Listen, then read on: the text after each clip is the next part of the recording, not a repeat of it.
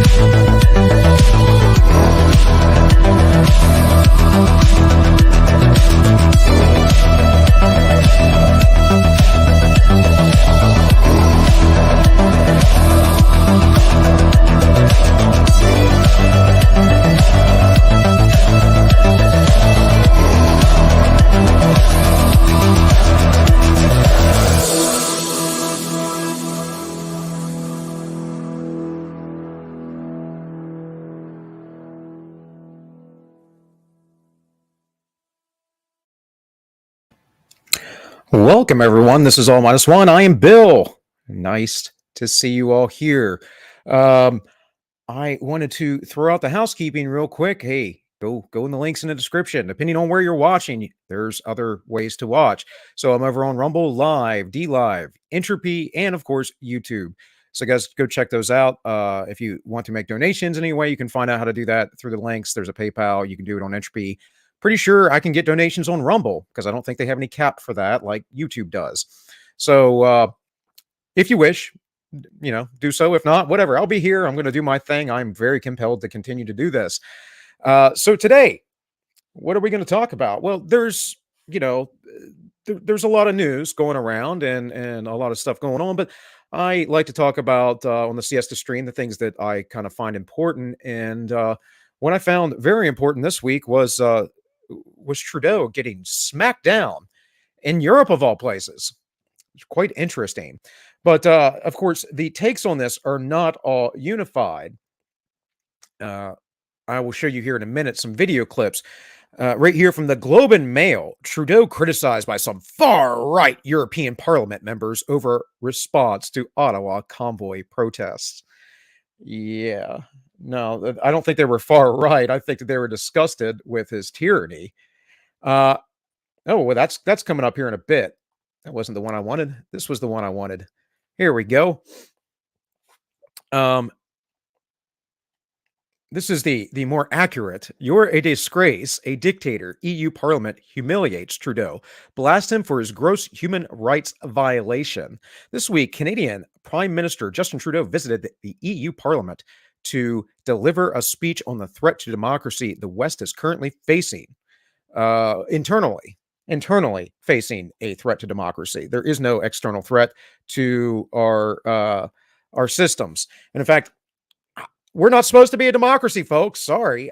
Maybe some European nations are more democratic than others, but we live under the rule of law in a republic where certain members of our society are to represent everyone. That's about as democratic as we get. And it's run, of course, not democratically at all. It's mostly run through bureaucrats. We'll talk about that here after a while. So we have this week, the Canadian Prime Minister Justin Trudeau visited the EU to deliver a speech on the threat of democracy in the West is currently facing. The idea of such an obvious tyrant delivering a speech about democracy being under threat after ushering in one of the most insane authoritarian nightmares faced by the West in decades would be laughable if it were a work of fiction. Of course, let's not forget the poor folks of Australia and New Zealand. Because you see, as far as the territories go that the Queen still has ties to, Canada was actually probably one of the least restrictive, which is quite sad. Quite sad. So I have a few videos real quick. First one from Memeology 101. This is going to give you the gist of Trudeau's bravery in his words. We saw anti-vaccine and anti-government protests devolve into illegal occupations of our communities and blockades of our borders. The leaders of those convoys were effective in turning citizens with real anxieties against the system best suited to allay those concerns. A few moments later. It would have been more appropriate for Mr. Trudeau, Prime Minister of Canada, to address this House according to Article 144, an article which was specifically designed to debate violations of human rights, democracy and the rule of law, which is clearly the case with Mr. Trudeau. Then again, a Prime Minister who openly admires the Chinese basic dictatorship, who tramples on fundamental rights by persecuting and criminalizing his own citizens as terrorists just because they dared to stand up to his perverted concept of democracy, should not be allowed to speak in this House at all. Mr. Trudeau, you are a disgrace for any democracy. Please spare us your presence. Thank you. Fatality. That was great. Spook, it's very windy here too as well. It's been interesting weather the last couple of days. It's gone from sunny to raining to sleeting in minutes, back and forth all day yesterday. It was nuts. Anyways, I'm going to play a longer clip with some more EU members basically saying how horrible Trudeau was. Thank you. Based on Article 195 out. By the way, you can find this. I ripped this, but you can find this, I believe, from Viva Fry Clips. I believe that's where I pulled this from, in case you guys are looking for it. That it would have been more appropriate for Mr. Trudeau, Prime Minister of Canada, to address this House according to Article 144, an article which was specifically designed to debate violations of human rights, democracy, and the rule of law, which is clearly the case with Mr. Trudeau. And with the Prime Minister of Canada, the way he's behaving right now, he's exactly like a tyrant, like a dictator. He's like Ceausescu in Romania. If even you doubt, if you raise doubts about the vaccines, you're outcasted. What's the difference between what he does and what happened under the Inquisition? See, on one side they say, well, we should not believe in God, but on the other side they say, believe in science. We don't have to. Science is not about belief. Science is about measurements, conclusions, hypotheses, and arguments. We got to a point right now where even if you say something, if you raise any doubts, you're already considered, as whatever, they label you in very different ways. I'm going to fast forward this a little bit because this is a 5-minute long video. I want you guys to get a gist, though, that this was not the only, it wasn't just one lady, and these aren't necessarily any sort of far right parliament members or anything like that. Honourable members, we keep discussing here our European democratic values that underpin all of our actions. I worked in Syria and Pakistan for many years as a diplomat and therefore value democracy very highly.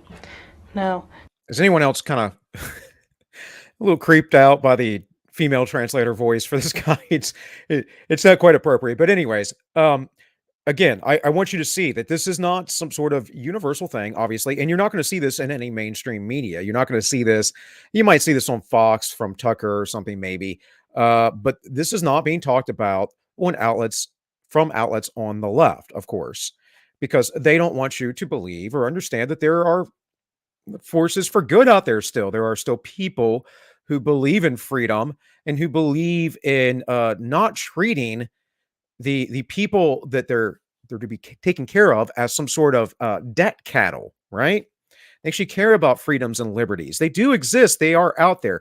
I'm going to show you a video in a minute, a couple minutes from Madison Cawthorn. We're going to talk about the corruption in DC.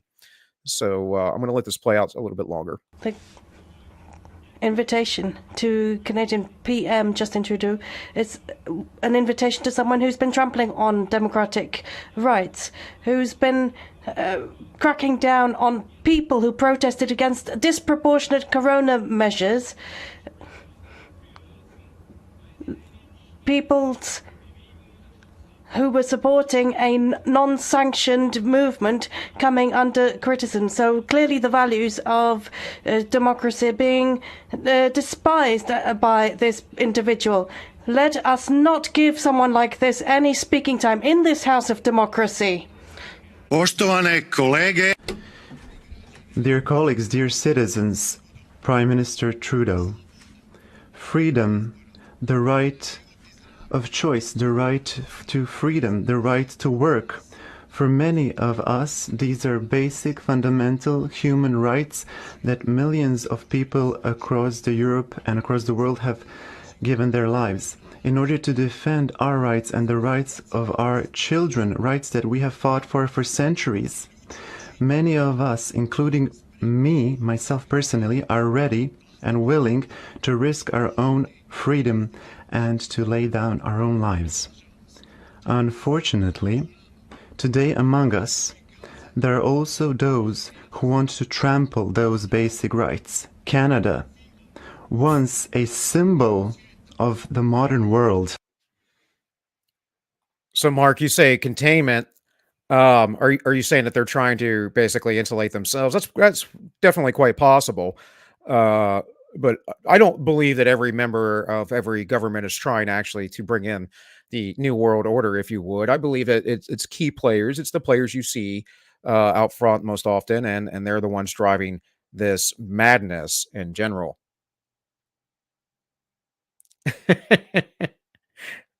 Ignatius said, "I thought that was the guy's voice for a second." Yeah. Is under your quasi-liberal leadership. Ignatius, I think I'm not in Qatar. I don't know what the conversation's going on there. Because you said "Assalamu alaikum, Bill. How's Qatar?" I'm not in Qatar. Spook's in Qatar. Uh, so you have Sleet in Qatar. I don't know. Spook, you can educate us on that. And over the past few months, it has become a symbol of violating basic human rights and civic freedoms. We have witnessed women being trampled by horses, single parents being their bank accounts are being blocked so that they cannot pay for their children's schools, they cannot pay for medicine, they cannot pay their electricity bills, their water bills, they cannot pay the debts they have, their mortgages. For you, maybe these are liberal methods. But for many citizens across the world, this is a dictatorship of the worst kind. All right. So you guys get the gist of that, right? There are people finally in the government decrying these things. There have been many before in the past, but Trudeau definitely went way over the line, and so has Australia and New Zealand, but especially Australia. The difference is they're southern hemisphere, way out there in the Pacific Ocean, and far away from the eyes of the world. They're an island continent and nation, so you know there are people over there fighting. There are people over there trying to provide us information. But it is definitely an advantage to their leaders. It's a huge advantage to what they were doing. Now, here, real quick, I want to pull up something that Jordan Peterson said. A little clip. He was having a conversation and talking about what Trudeau did and the things that he did, so we understand the seriousness, the heaviness of this. And the confidence of taking care of the people, their banking system, all of these things. And then I want you to listen to what he believes seems to be the problem, which is more or less cronyism and nepotism. And that is in part a reality. That is in part what is going on. But it's actually worse than that. It's far worse than that. I want to explain how the cronyism and nepotism destroys meritocracy, but at the same time, it isn't that alone. It is actually the push toward these people to gain more power, to be the elites, to present themselves as special. They're god kings, right? This is a very ancient and old idea, but it still exists today, and it exists in their minds. It exists in many people's minds, actually, as well, in the population. They just don't consider it in that manner. I mean, a leftist who is an atheist is not going to call someone their god king, yet they worship at the altar of Obama 100%. And they would say, "Oh, but you people on the right, you Donald Trump supporters." No, that's like a very small portion of people who are like super pro-Trump or whatever.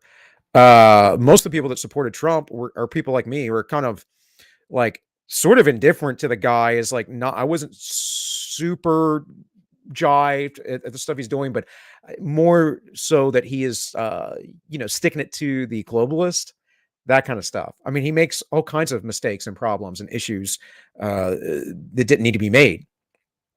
But regardless, or, we could go along with the theory that he's some sort of shill, which doesn't make a lot of sense to me for various reasons. I do think he 100% has been in these little groups and seen how it is, but I don't think Trump's his own man. I mean, I'm more than certain of that. And if he believes in any sort of globalist ideas, it's not because he's part of the cabal, but because it just convinced him, like a lot of people who are regular, average, everyday Joes. So anyways, without further ado, let me play this Peterson clip because you know me, guys. I will ramble on about anything for a while. Here's what our Prime Minister did last week. He permanently destroyed 20% of the population's faith in the entire Canadian banking system and stained the Canadian banking system's international reputation, I would say, for decades. And in any normal time, that in itself would have been enough to constitute sufficient grounds for a non-confidence vote for the government to be ousted. And that's only one of like the 7 things that happened last week that are of that magnitude. You can't even keep up with them. And so let's talk about this emergency for a minute. So imagine that you're on the side of Trudeau and the Trudeau government, and you're trying to make the case that this is an emergency that justifies the imposition of martial law. So what's the emergency exactly? Tell me, give me some evidence that there's an emergency of any sort. If even a delegation of the Trudeau cabinet. All right, guys, I am getting an alert from StreamYard that the audio cut out on the video. So you let me know if that happened or not. I'm going to hit play here. Had walked down the streets of Ottawa, had enough of parkers that they could sit outdoors and spend 2 hours talking to some of these real people. This could have been washed away. Most of the information that the government depended on was actually generated by the CBC. And so then we have this feedback loop, right? Well, there's that, yeah, and that's a whole other bloody insane catastrophe, that funding site was hacked by a crazy activist, and then that information was distributed, and that distribution of stolen information is technically illegal, and the media jumped on that, and the government capitalized on it, and it's got to be that they believe their own press. And that's so interesting because they bought the press and paid them to tell them what they wanted to hear. And now they believe it and justify their policy as a consequence of that. 30 plus people in his cabinet, they can't all share that fantasy. And if we have 30 people elevated, well, then how else do you account for what they're doing? Like because strategically, it's a bloody disaster. Because they genuflect. So there you go. The video is longer than that, but I cut it there for reasons. But he's saying, well, they listen. It creates this cycle of the media telling the government, and then the government, tells the media, and they just believe their own nonsense. It's like the Twitter cycle, right? This is from a naive outsider perspective what seems to be going on, right? You'll hear a lot of people talk about this. Michael Malice talks about this, says that, well, it's the media who's always pushing for wars. Let me explain this to you pretty simply. It's not the chicken versus the egg. It's both. These people are in bed together. They get together. Many people have spouses or family members who are in the media. Then they have a connection with the CIA. That CIA member gets out, gets jobs in the media. Remember the Hunter Biden story the New York Post ran. We're going to talk about Hunter Biden in a minute.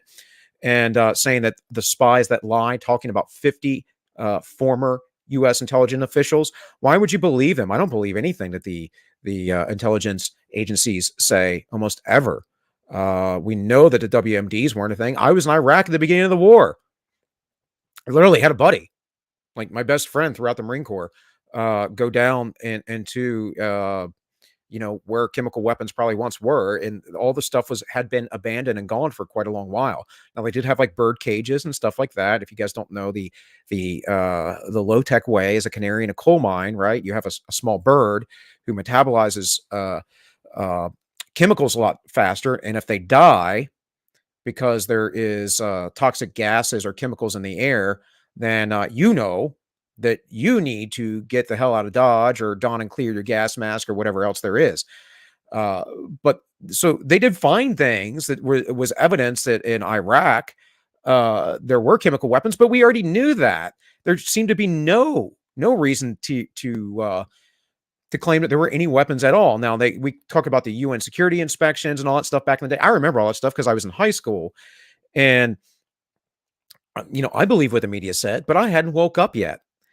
The UN security inspections, if I was a sovereign foreign nation and the UN was coming in, I wouldn't want them doing stupid things either. And then the sanctions and everything else, which, look, I mean, we're going through it again with Russia and this whole Russia thing. It's funny. The Cold War was over. We hadn't talked about Russia in years. And all of a sudden, well, the Middle East is over. What do? We refocused our attention on Russia. And we started doing that not too long ago. It was before President Trump, but really, because of President Trump, they really, really became the international boogeyman, right? So, I want to play this video for you guys from the Warrior Poet Society. We're not going to watch the whole thing, but I wasn't able to get this video clip down beforehand, so I did rip it. But if you guys know John Lovell, the Warrior Poet Society is a YouTube channel.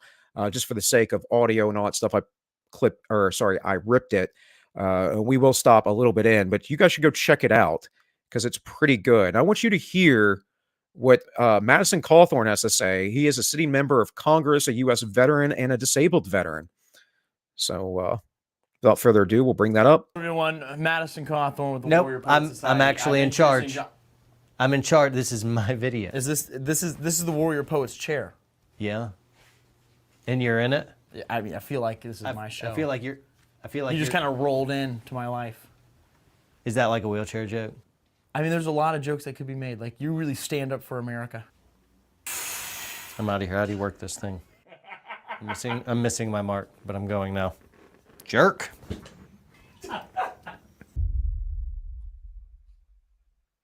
All right, what's happening, folks? Welcome back. Today I have a special guest, Congressman Madison Cawthorn. Great Second Amendment advocate. Really, really like this guy. He's become a friend over the last, I don't know, half a year since I've met him. And anyway, have a really hot topic that we want to go with. He is the youngest elected congressman, 26 years old, in modern history. And so, Madison, thanks so much for being with us. John, great to be with you. I followed the Warrior Poet Society for about 5 years, so it's a real honor to be here. Yeah, and you're all kitted up. I am. Yeah, I have every single one of your shirts. Every single one. Bro, you're my homeboy. Thanks so much. So, all right, again, just letting this play, but they're about ready to get into the stuff. So, just bear with them and the jokes in the beginning here, because Madison Cawthorn's about to drop some bombs. Now, if you watch, let's say, or you listen to Marjorie Taylor Greene, especially her and Thomas Massey when they were on the Temple podcast. If you listen to many other members of Congress who speak the truth about these things, you'll understand how corrupt it is here in the United States. And Madison Cawthorn's about to explain that. And many of the things that you might find fantastical, that you don't believe because of your normalcy bias, are true. They are real. And that's one of the biggest things that I try and do here is just to tell you guys, hey, I know this is considered fringe and conspiracy theory and yada, yada, yada. And, believing that these people who are selling you out day by day and doing whatever they can for their own gains and their own power is absolutely childish and naive. And it's why America is where it is. And in fact, a lot of people you will talk to are completely just immoral folks and are like, well, why shouldn't they do that? If I were in that same position, I'd do that too. I used to hear that a lot when I worked at the sheriff's department. And I thought, man, you're a gross freaking person. I'd hook my buddies up too if I got in a position of leadership. Why? Cronyism is not good for anybody. It just creates a system that is demoralizing and utterly corrupt. So now that you've been in Congress for how long? I've been there, I'm going on my second year. So long enough that you kind of have the lay of the land, right? I know where the bathrooms are at this point. Fantastic. It's a funny way to say it. That's great. To me, as an onlooker, I hate politics. I really dislike politicians. You're okay-ish.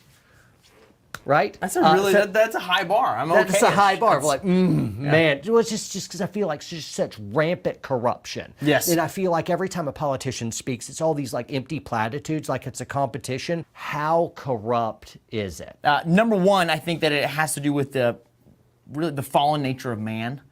A lot of these people are all big fish in a little pond where they come from. They're all very important. Now, they now have the name Honorable in front of them. They've got bulletproof glass, velvet ropes, security everywhere they go. And then they get to Washington, and they're no longer the big fish in a little pond. They're just a fish in a very large ocean, and everyone's a big fish. A few years ago, my wife and I started watching a disgusting show, and we ended up giving up on it after a while, but it was an interesting study for us. It was revealing. It was a show called House of Cards. I'm going to turn my hat around for this. Are you familiar with House of Cards? It's about to get serious. Yes, I am. With Kevin Spacey, and I forget who else was in it. But anyway, really well done show. Very well done show. Very well done show. But it was so dirty, and it was about this congressman who was Kevin Spacey. I can tell you another show that wasn't as popular. I can't remember the name of it off the top of my head, but I think it was on Fox. I remember watching it with at work a while back when, I worked night shifts and whatever. Got to do something to stay awake with one of my bosses, one of my sergeants, and I can't remember the name of it, but it was like this black lady that fixed problems. She was like a lawyer and stuff in DC, and it showed all the corrupt things. It showed all the fixers, the people that took care of things, and even at a certain point, I think she ends up murdering somebody and then tries to get away with it. I don't remember the name of the show, but I'm just saying Hollywood does these things. I often talk about a show I did watch for a while, The Good Wife, talking about how they try to rig, elections, and like Hollywood. What do you think? These people in Hollywood all come out and support the Democratic Party, and they schmooze and they go to these galas and these several $1,000 a plate dinners, and they rub elbows, and they have the Clintons come to their house and hang out, and you think that they don't talk about the realities of these things, like that these people don't know? What about all the writers and directors and just producers, people that have some sway in Hollywood you've never even heard of, that are in the background getting into politics? Like Nancy Pelosi, for instance. This was how she started her career. Now, her husband's a banker, mind you, but for 40 years or something, she was a top Democratic fundraiser in California. She would get all the rich people together, and they would schmooze, and they would talk about their plans and how they would control the little people and how they would help them out at the same time. And yeah, and then eventually, once she's done raising her kids and got so old, she's like, you know what I'm going to do? I'm going to go in the office and no one's going to be able to stop me. In fact, PBS just released a documentary on her the other day. Frontline did, about Pelosi's Power, I think it's called. You can find it on YouTube. I haven't watched it yet, but it'd be interesting to see how they spin it. Spacey, who was, I think it was minority or majority whip. Yep. What was it? Yeah. And so anyway, very, very powerful guy. And it was just kind of like his secret life of all this corruption and power and money and perversion. And it was just dirty. How much, in your opinion, because you've been behind the veil, is this a fictitious show? Or is this more closer to like a documentary? Is it that bad? So I heard a former president that we had in the 90s was asked the question about this. And he gave an answer that I thought was so true. And he said, the only thing that's not accurate in that show is that you could never get a piece of legislation about education passed that quickly. And everything else is good? Aside from that, I mean, the sexual perversion that goes on in Washington, I mean, being kind of a young guy in Washington, where the average age is probably 60 or 70, and I look at all these people, a lot of them that I've looked up to through my life. I've always paid attention to politics, guys that, then all of a sudden you get invited to, like, well, hey, we're going to have kind of a sexual get-together at one of our homes. You should come. And I'm like, what did you just ask me to come to? Yeah. And then you realize they're asking you to come to an orgy. Yeah. All right. So, yeah. I mean, straight out from the horse's mouth. He's been asked to go to orgies. I can tell you, this is not an uncommon thing in DC, folks. Wake the hell up. Go look up the Boys Town documentary that ABC never aired. That was filmed in the 90s, late 80s, early 90s, about a male prostitution ring and a Secret Service cover-up. I believe that was part of the Secret Service cover-up. Go look at all the documents from the FBI and the CIA that were recently dumped. Of course, there was the Jeffrey Epstein, Ghislaine Maxwell incident, right? That we recently heard about. Of course, that's been going on for years. He'd been indicted before, but kind of more or less got away with it. These things are real. There's a reason why Stanley Kubrick put in a giant pageant of a sex orgy into his movie Eyes Wide Shut. Part of that movie is about the realities of the underworld that are going on right in front of you that you're not paying attention to.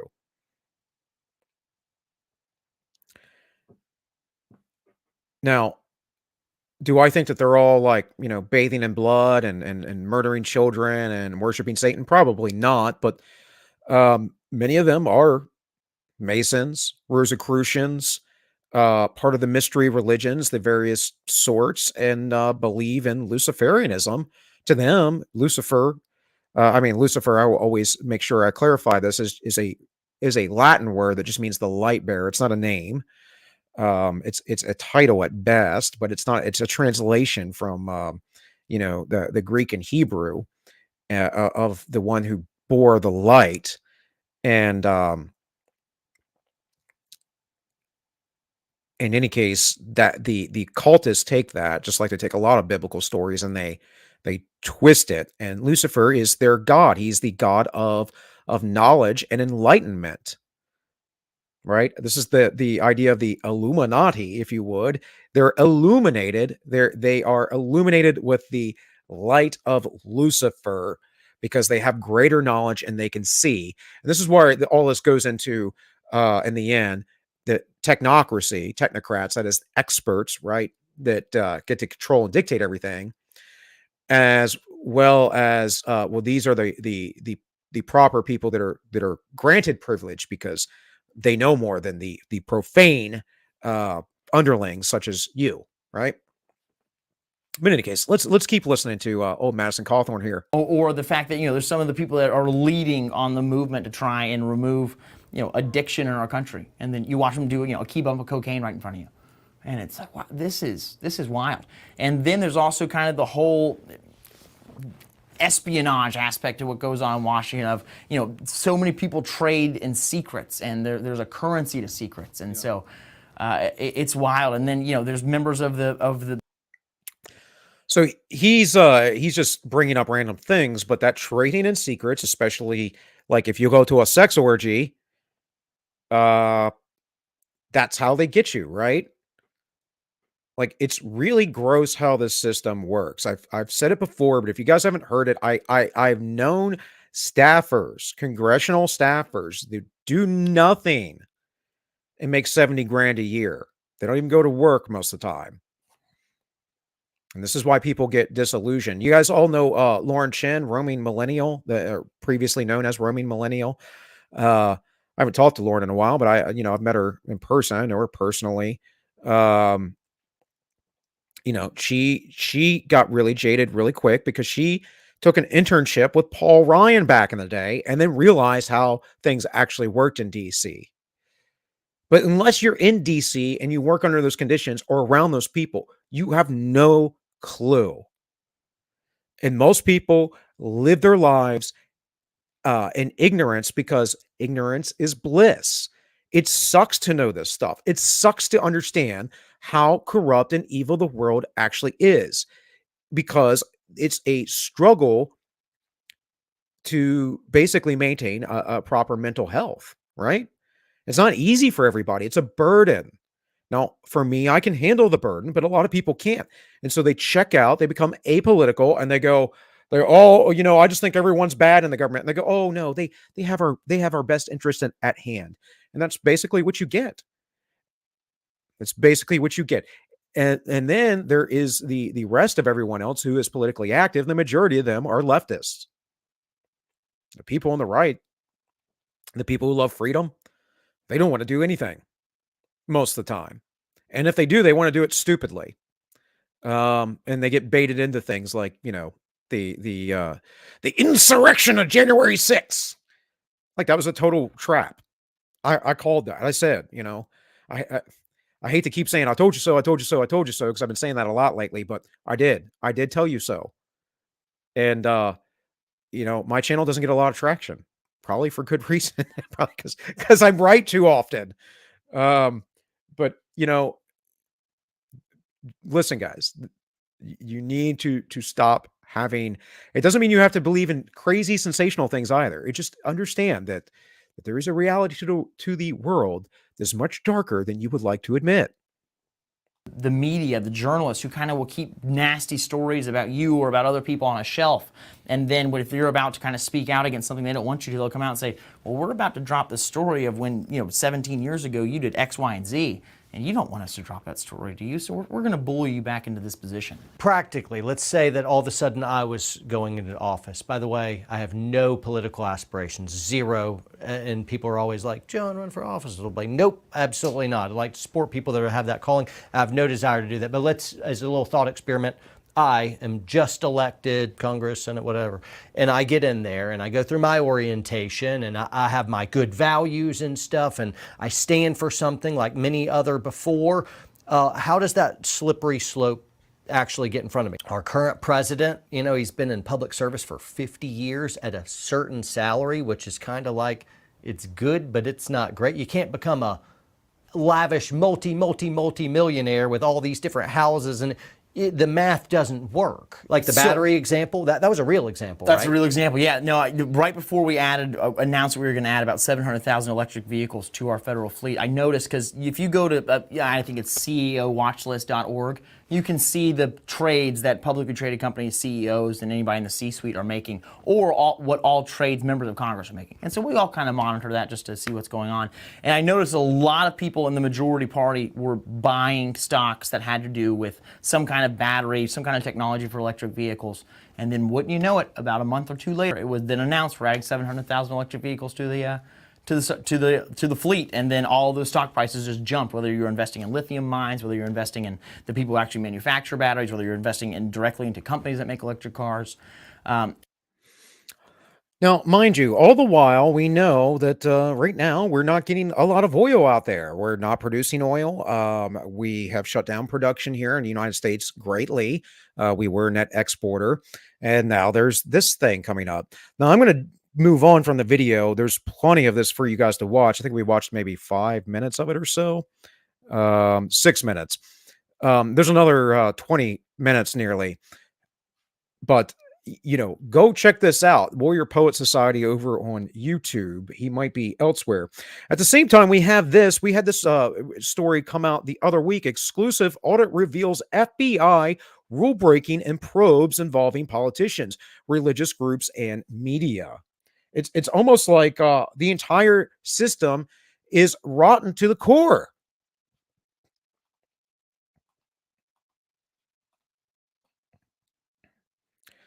So this was from the Washington Times, and this was released March 11th, 2022. It says FBI agents violated agency rules at least 747 times in 18 months while conducting investigations involving politicians, candidates, religious groups, news media, and others, according to the 2019 FBI audit obtained by the Washington Times. The internal review revealed a ratio of slightly more than 2 compliance errors per sensitive investigative matter reviewed by FBI auditors. That is more than 2 errors. That's obscene. I can tell you right now, I worked for a freaking county sheriff's department. I could not make those kind of errors in my reporting. This is the federal government. These errors include an agent's failure to obtain approval from senior FBI officials, meaning they went without proper authorization from their supervisors to start an investigation, failure to document a necessary legal review before opening an investigation, and failure to tell prosecutors what they were doing. Why aren't there checks and balances here? Why aren't there people following up behind this? Who is the one basically overseeing these folks? Nobody. They have free reign. That's why it is known as the swamp.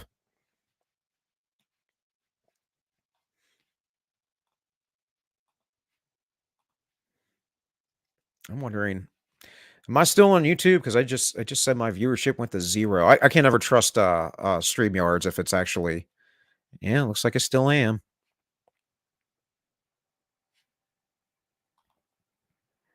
These things happen though. So, anyways, so we had that, and then I'll get to the actual document here in a minute. But why is it doing that? But then we have this story, same thing. For some reason, it is coming in weird. Let me, there we go. Exclusive, FBI says it's attempting to fix agents' widespread rule breaking on sensitive investigation. So that was March 17th. There was an article they released on March 15th as well, I believe. Maybe I just don't quite have them in order.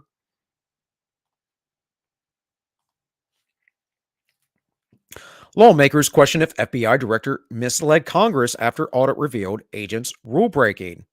That's from the 21st. That's the most recent one, I believe. This must be from the 15th.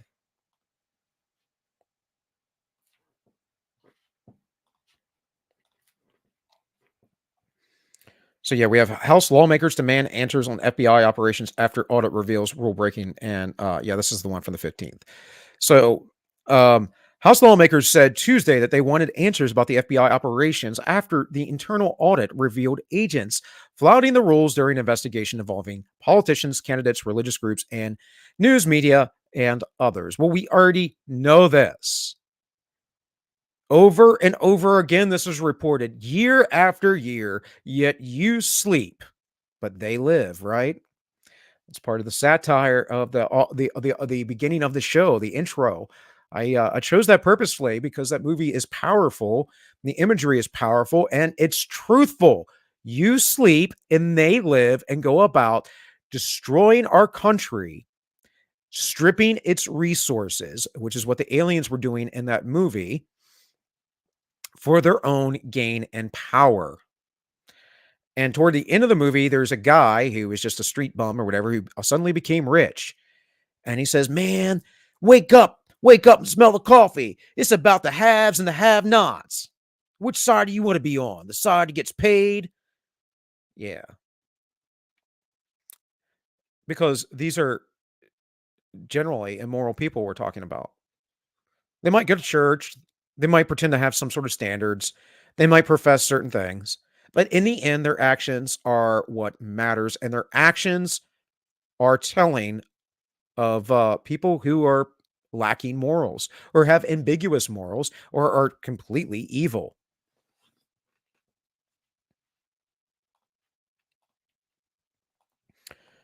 So here we have the 4-page report.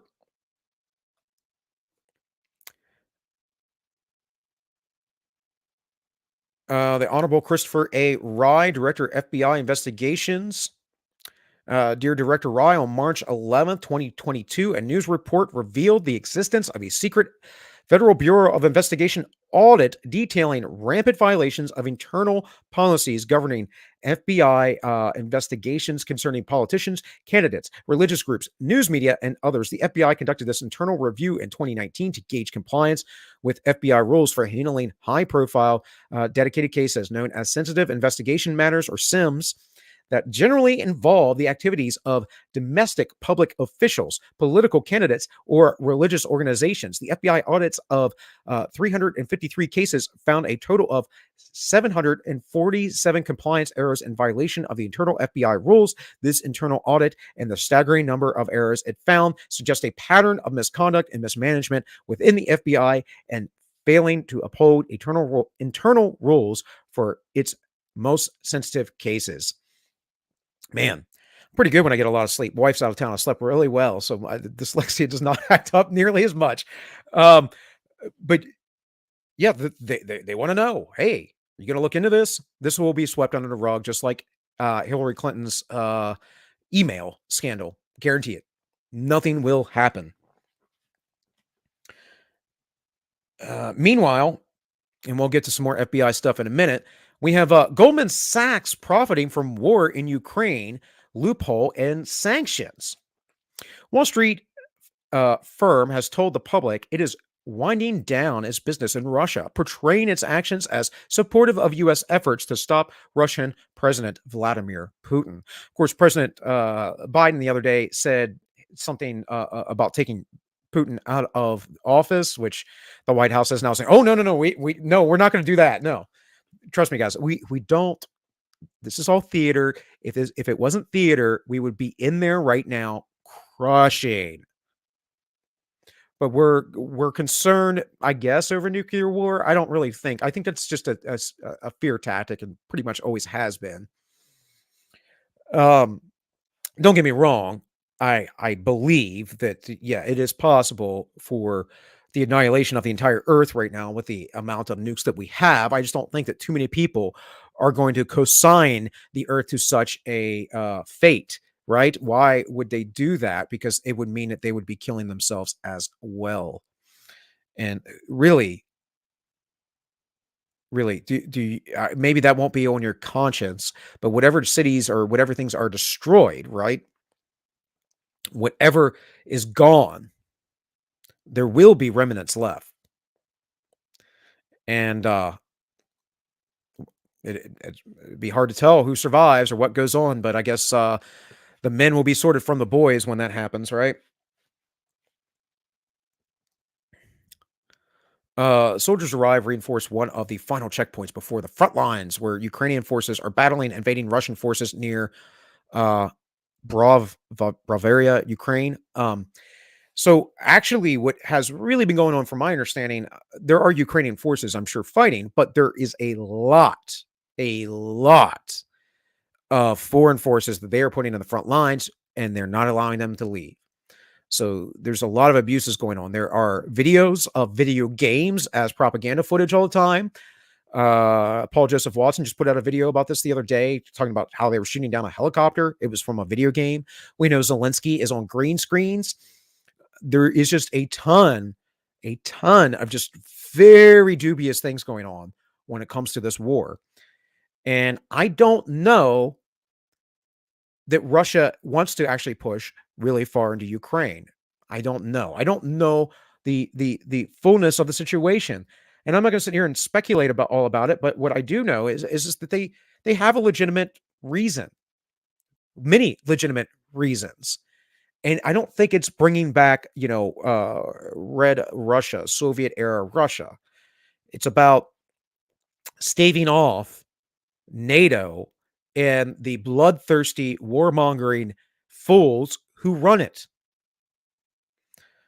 because they want control over everything. NATO is a front, guys. It's a front. It's a pretend thing to say, oh, we have this alliance with all these European nations and now many Eastern European nations, and to say, well, hey, we have military might if we work together. What NATO is actually the military of the one world government.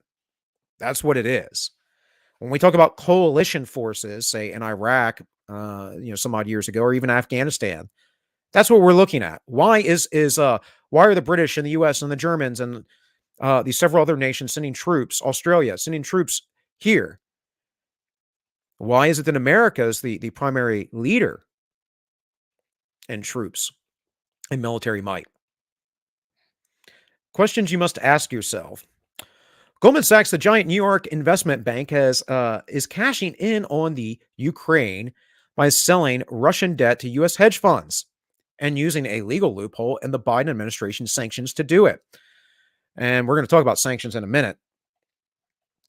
As the Western world scrambles to defend Ukraine by locking down Russian money, this will not do anything to defend Ukraine. This will just prop up Russia. But whatever.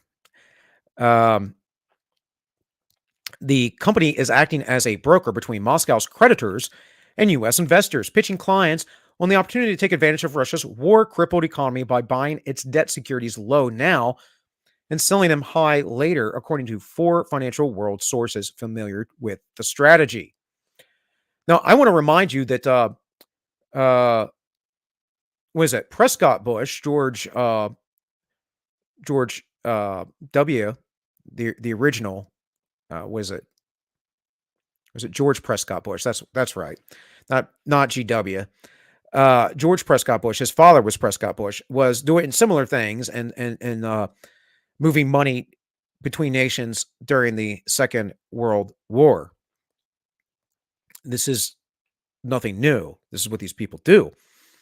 An investor who declined a Goldman trader's offer to add Russian debt to his hedge fund's portfolio because of the war said the trader suggested he could just put it in your personal account to avoid scrutiny. That does not violate the U.S. sanctions regime, but it is very different from the public face Goldman is putting on in its relations with Russia. In an email statement, Goldman is telling the public that it is winding down its business with Russia, portraying its actions as supportive of the Americans' efforts to stop Russian President Vladimir Putin. There is nothing illegal about brokering Russian debt traders. In fact, Biden administration gave investment firms a green light to trade in Russian assets. A spokesperson for Goldman Sachs said in an email Thursday, winding down our operations in Russia and supporting our clients around the globe and managing and closing their market obligations are not mutually exclusive. We have robust systems of control throughout our organization to ensure that we are not trading with sanctioned counterparts. What they're saying is they know the little loopholes, so they don't get in trouble, but they can still do business. That's what they're saying. And of course, you could read whatever is left of this article here.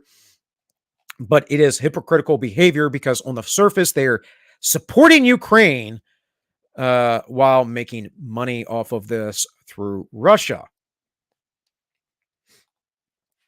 Meanwhile, in Ukraine, Zelensky has, whoa. What you doing, Yahoo? Zelensky, stop this video, is asking Ukraine asked Zelensky, that is, asked Qatar and others to boost energy exports amid the war. Qatar, whatever.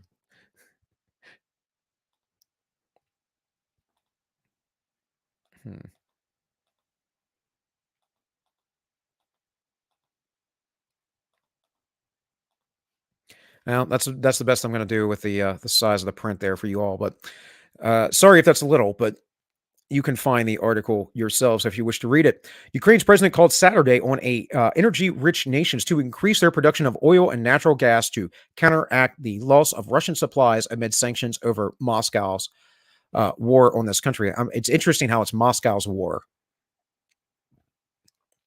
Did we describe our wars in the U.S. as DC's war? I don't think so. Zelensky made a surprise video appearance at Qatar's Doha Forum, an annual summit in a gas-rich nation that will host the 2022 FIFA World Cup later this year. It's part of a rhetorical offensive of addresses he's given around the world since the start of the war on February 24th. Yeah, all he's done is say, come help us, everyone else in the world, come help us. Meanwhile, he has a strong hold on the political bodies there, as he has banned many of the opposition parties, just recently because war. We can't have opposition parties. We're in the midst of war. You have to give me all the powers. Yeah, sure we do. Zelensky asked countries to increase their energy exports, something particularly important as Qatar is a world leader in the export of natural gas. Western sanctions have deeply cut into Russian exports, which are crucial for European nations. So what are the sanctions really about? What are they really about? Because what they're doing, they're not hurting Russia, folks. They're hurting Europe. They're actually hurting Ukraine more. That's why he has to go and ask for this stuff, right? And they're hurting the United States, which we'll talk about here in a minute as well. The responsible state, in particular, the state of Qatar, you are reliable and reputable suppliers of energy sources, Zelensky said, and you can contribute to stabilizing the situation in Europe. There is much that can be done to restore justice. He added, the future of Europe depends on your efforts. I urge you to increase energy production to make Russia understand that no state should use energy as a weapon and to blackmail the world. Wow. What a statement. You mean, so the the UAE and OPEC, they've never done that, right? The United States hasn't gone to war in the name of the UAE and OPEC. Like how many times now? Now they don't put their name in their mouth, but that's actually one of the bigger reasons why they do that, right? That and to cause instability in certain nations in the Middle East, and then leave weapons behind so they can pick them up. So groups like ISIS can create terror all across those lands and subjugate people. I mean, we did the same thing in Afghanistan, of course.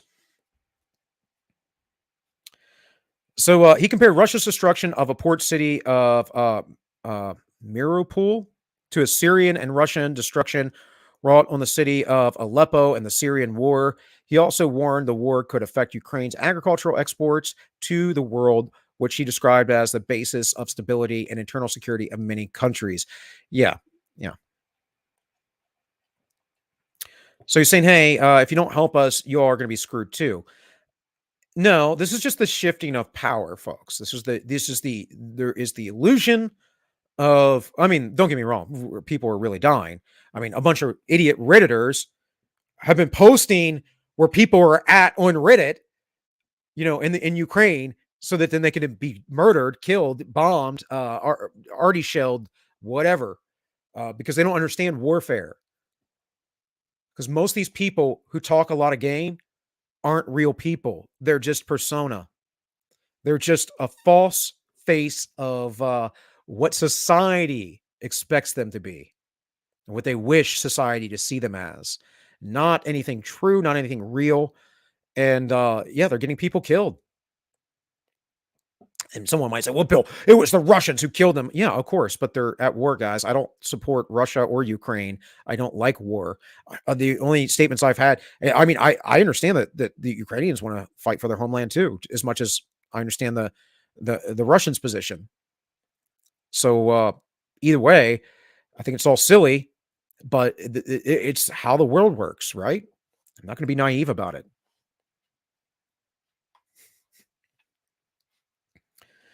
All right, let me take this down. I have to bring up a couple more articles, guys. Let me clear this out.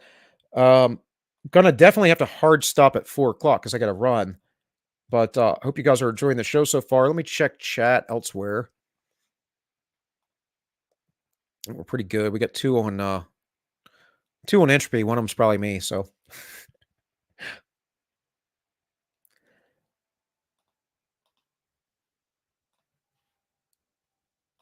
So let's see.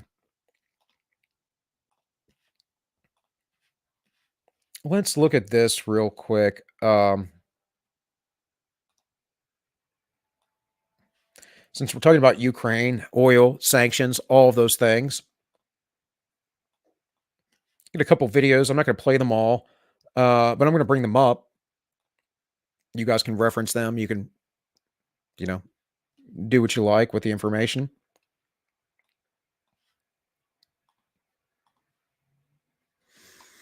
So let's see here. Get my screen share going. Actually, didn't mean to close that out.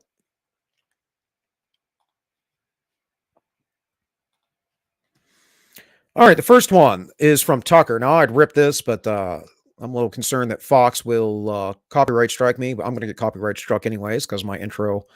But regardless, I don't need to be blocked everywhere around the world.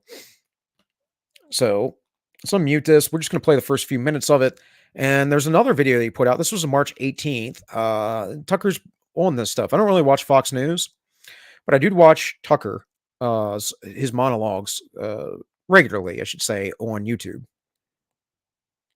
Good evening and welcome to Tucker Carlson. Tonight, there are a lot of things going on around the world at the moment, but we thought we would begin tonight with a report from your own country, just to give you something a little different from what you've been watching every moment of every day for the past 3 weeks. On your screen are pictures from Brooklyn, New York. These are people waiting in line at a food bank. The queue stretches for blocks. It's what we used to call a bread line. Most of these people are not homeless or not addicted to drugs. Some of them have jobs. They just can't afford enough food. Very few living Americans have ever seen anything like this. It's been nearly 100 years since the United States experienced widespread food shortages. That's long enough that most of us have forgotten what it means. And here's what it means. If you want to make a society volatile, not just angry and divided, which is where we are now, but revolutionary and explosive, then you threaten the food supply. More governments have fallen to rising food prices than to any other cause by far. Hungry people are dangerous. The Biden administration doesn't seem to notice this is happening or acknowledge it. Like all neoliberals, they treat unchanging truths about anything as heresy. They censor them and shout them down. They live in an entirely ideological world that they created. They believe reality conforms to their theories, not the other way around. And why wouldn't they think that? If you can change your sex just by wishing it so, you can probably eliminate inflation simply by pretending it doesn't exist. When you're God, there are no limits. The problem is they're not God. They're not even very capable economists. More than a decade of reckless fiscal policies have devalued the US dollar to the point that middle-class people can barely survive in the United States. Now, the suffering of regular Americans doesn't have the thrilling imminence of, say, war footage from Ukraine, but it's real and it matters. And here's what it looks like in number terms. This year, according to a new estimate, rising inflation will cost the average American family $3,500 in extra post-tax income. Now, that might be bearable if you make $250 grand a year, though you would notice it. But if you make $35,000 a year, that's a disaster. You will radically change the way you live. Your standard of living will plummet. And that's exactly what millions of Americans are facing right now. It's not a talking point, it's real. Americans for Tax Reform found that between November of 2020 and November of 2021, quote, the bottom 20% of earners spent $309 more on food, $761 more on energy, $476 more on shelter, $390 more on other commodities, and $224 more on other services. And those are the numbers from November. They've risen dramatically since then, and they're continuing to rise. Well, I muted myself there. So, right. We all know this. Inflation's coming. Things are getting rougher, and they're going to continue to get rougher. And hey, Dahari, nice that you showed up, buddy. I've already been streaming for an hour, so go back and watch the show later. And it's good to see you, man. I don't think I've seen you around here in a bit, but I've also been inconsistent with the streaming lately, which I don't feel so bad about. I clicked on Bobby's perspective earlier today, and he said he hadn't streamed in 3 weeks, and I love Bobby. And he's got a little one too, so he think just a little bit older than my daughter. So I don't feel so bad. But Bobby's been doing this a lot longer than I have too. So he's got his own loyal following. In any case, so we have that. There's and then there's this from I'm just gonna pull this up from Memology 101.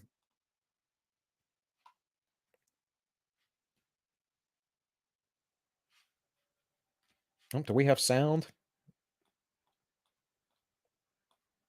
There we go. Nothing more to report. With regard to food shortage, yes, we did talk about food shortages, and it's going to be real. That's really impressive. Whoa, just. The price of these sanctions is not just imposed upon Russia.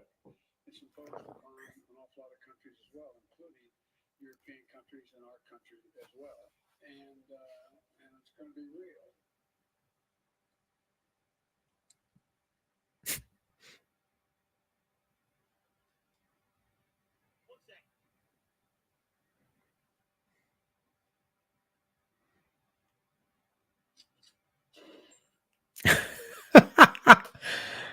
All right, I'm not doing the auto. I don't even know why auto plays on. I hate when that happens.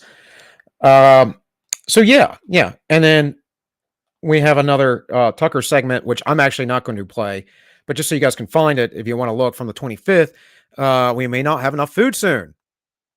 Yeah, this is what happens when you don't take care of your own house. and you dismantle it and everything around it, wholesale to get wealthy. And that's what our elites, our politicians have been doing for decades.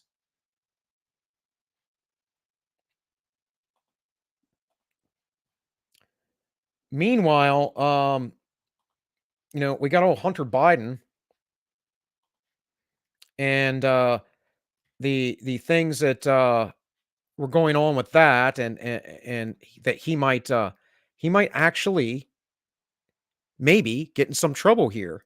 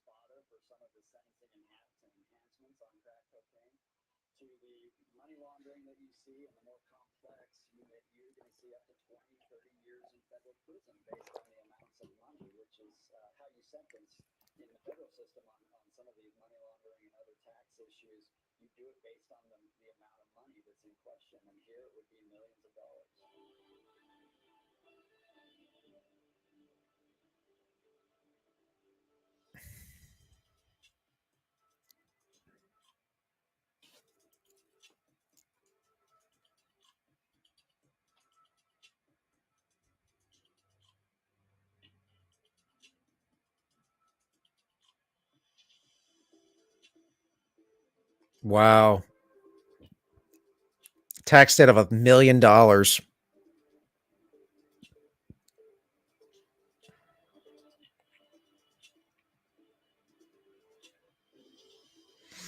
So Hunter might see some court time. I doubt he'll go to jail.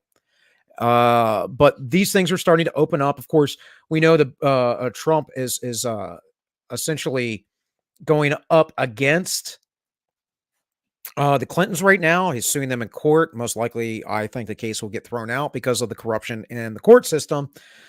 But meanwhile, we have corruption in the media that we all know very well about.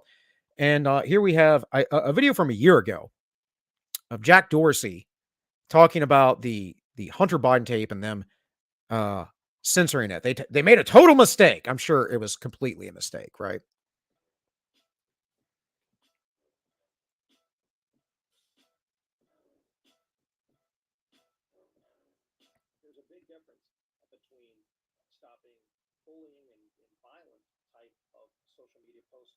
versus actual censorship of political views that you disagree with. And I think I want to ask my first question to Mr. Dorsey, because there have been a lot of concerns expressed recently about that unequal treatment. And I'll just start with the New York Post article. I think a lot of people have seen this. This article was censored by Twitter when it was originally sent out. This is the New York Post, which is newspaper that goes back to 1801, founded by Alexander Hamilton. And for weeks, this very credibly sourced article right before an election about Hunter Biden was banned by Twitter. And then when you contrast that, you have this Washington Post article that was designed to misportray a conversation between President Trump and the Georgia Secretary of State. Since then, parts of this have been debunked. And yet this article can still be tweeted out. I want to ask Mr. Dorsey, first of all, do you recognize that there is this real concern that there's an anti-conservative bias on Twitter's behalf? And do you recognize that this has to stop? If this is going to be, Twitter is going to be viewed by both sides as a place where everybody's going to get fair treatment. Yeah, we made a total mistake in New York Post. We corrected that within 24 hours. It was not to do with the content. It was to do with the hacked materials policy. We had an incorrect interpretation. We don't write policy according to any particular political leaning. If we find any of it, we write it out. That is a lie that Tim Pool challenged some years ago on the Joe Rogan podcast. If you misgender somebody on Twitter, you will be considered a person who dabbles in hate speech, and you will be banned or at least suspended for a little bit. And frankly, that's a left-wing position. I'm sorry. It absolutely is. I did a whole video Friday about, women, what women are versus men, and how we are actually biologically, emotionally, and in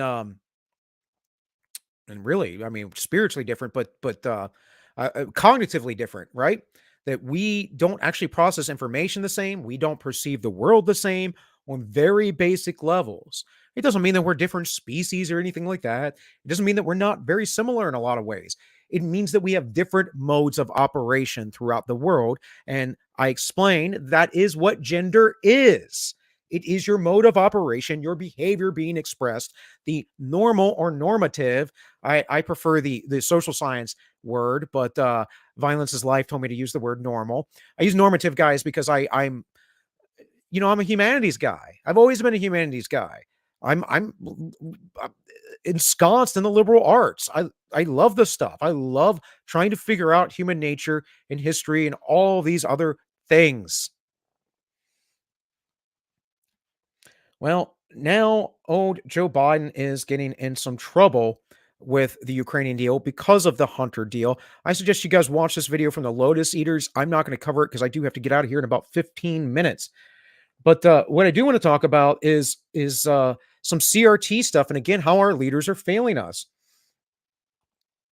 Now, this video is from Laura Ingraham. I'm just going to play the beginning of it, but you will see the utter hypocrisy that is going on in the schools with the elites. This is on the low level. This is on the local community level. School boards are run generally by the county government, and you actually get to elect your members. I'll tell you a little secret, though. Most people who work on school boards, they aren't teachers, and they never have been. And most of the people that work in the broader organization of the school, who are not teachers or principals inside the school, that is like in the school board and their various agencies, have no experience teaching at all.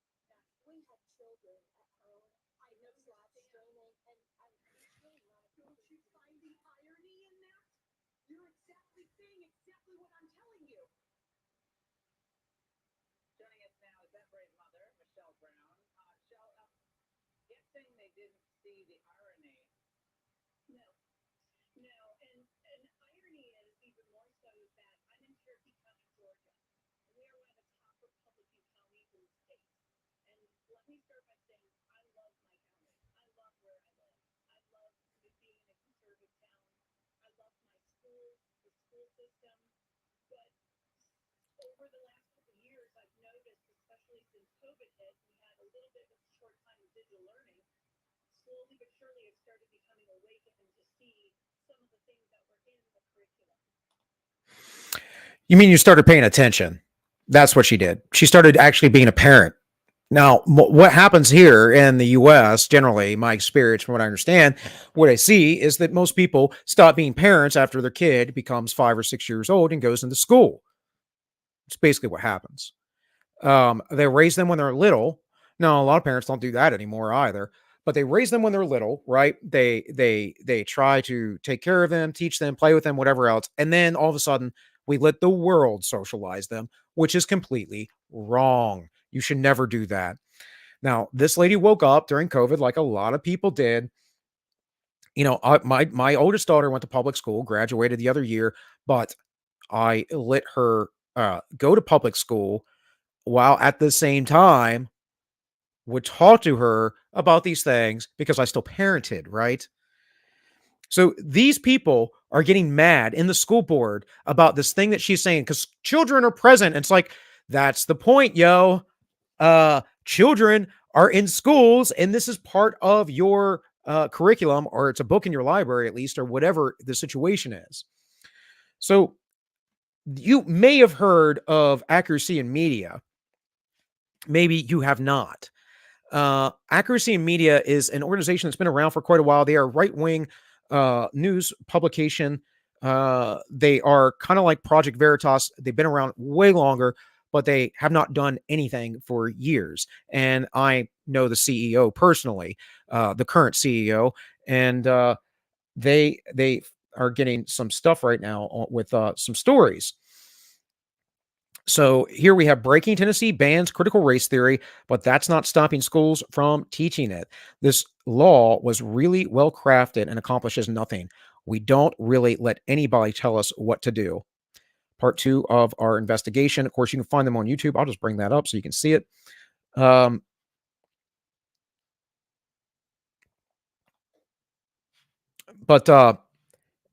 as we go down here, I'll play the video. They have some stories here, right? They've been working on this. Here you can see Adam. Adam's on Laura Ingraham quite often, actually, or at least he used to be. He's on Accuracy in Media. He's on OAN and other networks like that. So, and you know, I know Adam. He used to work for Veritas, and I know him because my wife worked for him, and still, you know, he's kind of a mentor to my wife, and still to this day. So, you know, they're trying to do good work. Adam's been working in the liberty movement and exposing these things for a very, very long time. The first video they put out was from the other week. And I'm going to, this is in Idaho. And I'm going to play this clip for you very briefly. We're just learning how to worm around all of those weird things that are instantly evolved and I thought it was kind of brilliant. At the end of the day, if the teacher were doing that, then it still closed the door to it out, couldn't it? Critical race theory. Critical race theory. Critical race theory. This is Adam DLive with another investigation from Accuracy in Media. So that new law doesn't mess with you guys? Not yet. No. We're still learning. We can't say that here anymore.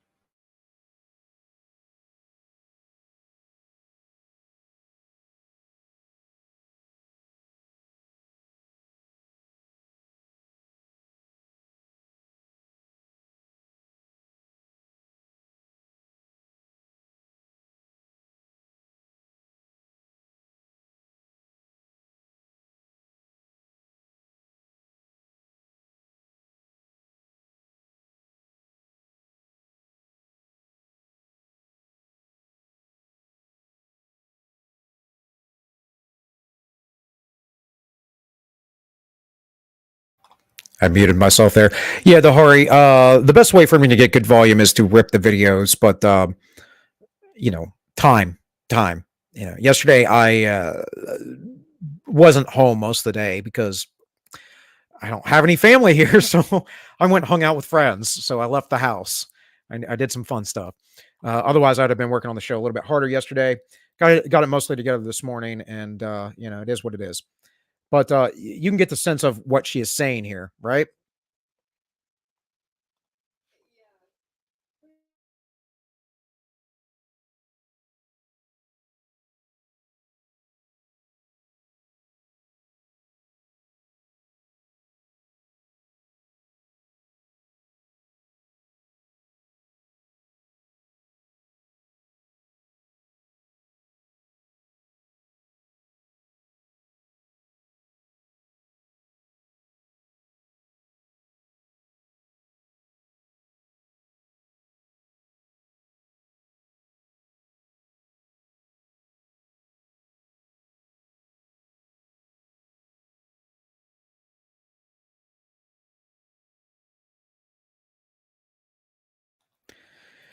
Yeah.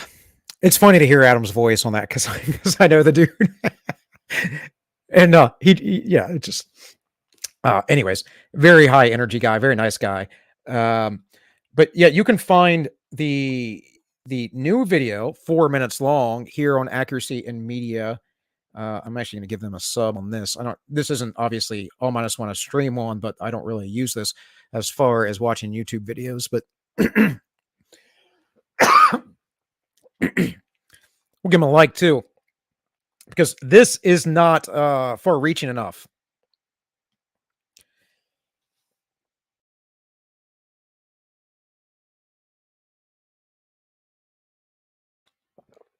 Excuse me, guys. They're choking on my own spit or something. Anyways, so you can find this on Twitter. You can find this, like I said, on YouTube.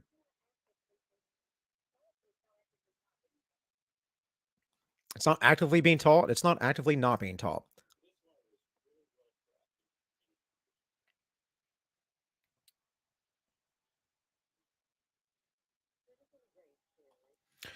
So they're going to teach your children regardless. And, it's like the reason why I brought up the Laura Ingraham video, because the woman's like, I'm in Idaho. Or sorry, no, Georgia. Sorry. The other one was Idaho, that Adam covered that I showed you there. I'm in a Republican county. I love our schools. She makes that statement. That's weird. I find our schools here better than the schools when I was, living in Maryland for my daughter. But I had my daughter being taught critical race theory some years ago, and being told that she was a racist by her teacher, by her lesbian teacher, because her lesbian teacher needed to groom and propagandize people. This is sick behavior. These children are innocent. And this entire stream today, you ought to get the impression that maybe you shouldn't be trusting our leaders, and maybe you shouldn't be going through the world on autopilot. Maybe you need to take some self-responsibility. Maybe you need to educate your own children. Maybe you need to make sure you have your own food. I bought emergency food supplies the other day, and you probably should too. I don't have a spot or an advertisement to plug or anything like that, but it might be a good idea that you prep yourself a little bit for the things that come here in the future, because they are coming, folks. You have it straight out of the leadership of the White House. Now, I know they said we were going to see a dark winter of death, but they lied to you for, 2 years about how vaccines were effective and whatever else. And, it's a pandemic of the unvaccinated. And yet so many of you still don't listen. You still haven't woke up. The media lies to you left and right every single day. They tell you fantasies that have nothing to do with what is going on, and fully what is going on with the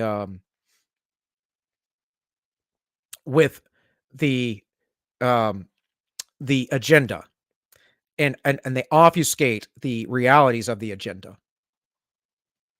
That's what's going on, right?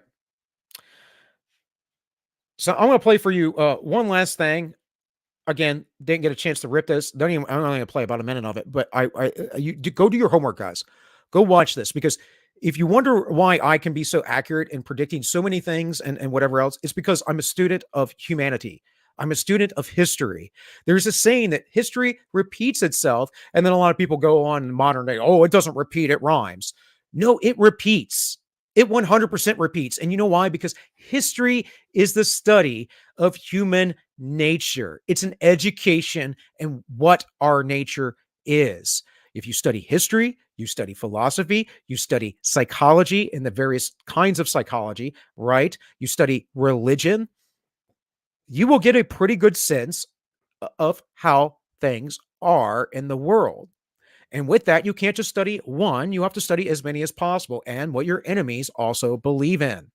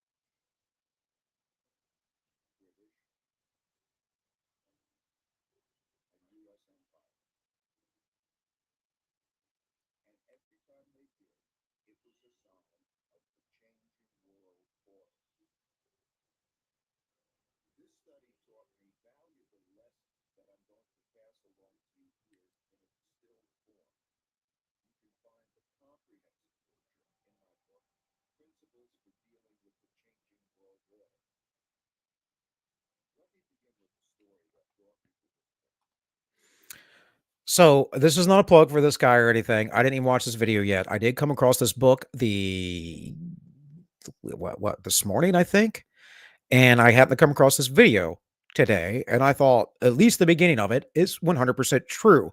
However, you don't need or I would suggest not going back just 500 years.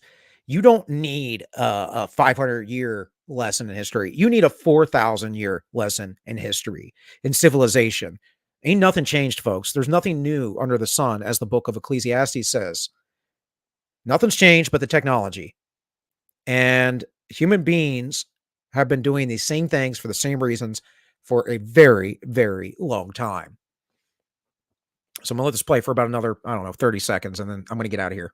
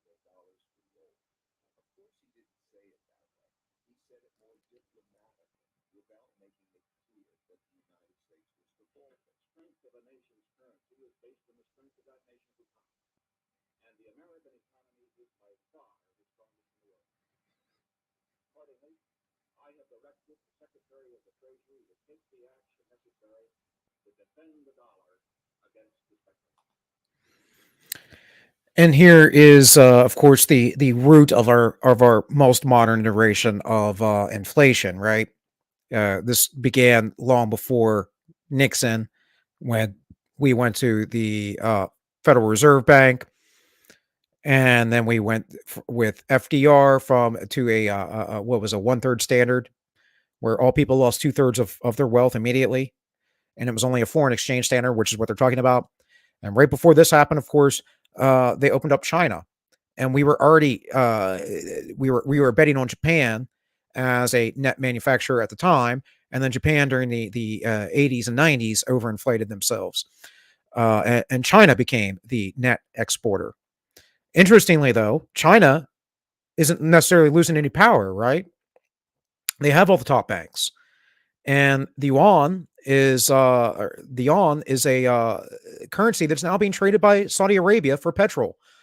And right when this happened, we switched to the petrodollar. So again, guys, you can easily figure all this stuff out if you read and study enough. You don't even have to get into the nitty gritty of it all. It's look at the basic patterns, and maybe I'm just gifted by God or something at seeing these patterns and seeing these things. I don't know. What I do know is that I try not to make super hard predictions, but as far as I can say about harder predictions, harder things, in the nearly 2 years I've been streaming now, I have been right. And the media, the mainstream, has been wrong time and time again. And much of the punditry class has been wrong time and time again. So I hope you are prepared for the future, because it's going to be rough. The Great Reset is coming, and it will not be finished until 2030. But that's all I have for today, guys. I appreciate you all. Let's see here. Just check on chat elsewhere real quick. I should be back Tuesday. If not, sorry. But I'm going to try and return on Tuesday with the show. And I'll have something for you then, too. We'll figure out what I'm going to talk about between then and now. And so many things to talk about. And honestly, I don't always want to talk about news. I like talking about historical things. I like talking about philosophical concepts, economics. There's a lot of stuff. But people need to know. People need to be aware. People need to be paying attention. And one of the things I like to try and do here, as I say often, is be a bit of an aggregate. I don't need to show you every single video everywhere, whatever. But stuff that's good, that I trust, I want you guys to see.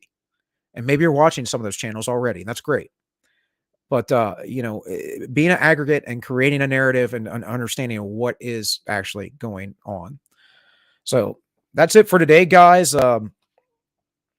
This has been All Minus One. I, appreciate you guys watching. I'm Bill, and I wish you all well.